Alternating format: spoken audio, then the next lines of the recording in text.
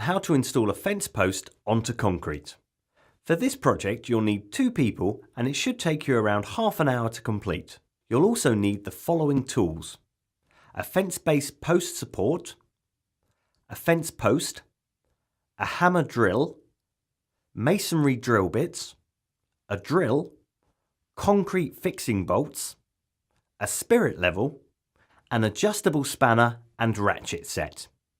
Put a fence-based post support onto the concrete where your post needs to be fixed. Mark 4 drilling holes with a pencil or a quick blast of the drill.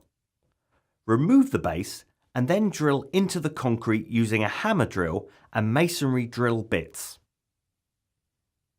Move the post support back over the holes and fix into place with the concrete fixing bolts. Insert the post and tighten up the bolts to hold the post in place. Use the spanner and ratchet set for this job. A top tip here is to tighten the bottom 2 bolts first, as this will help to make sure that the post is upright.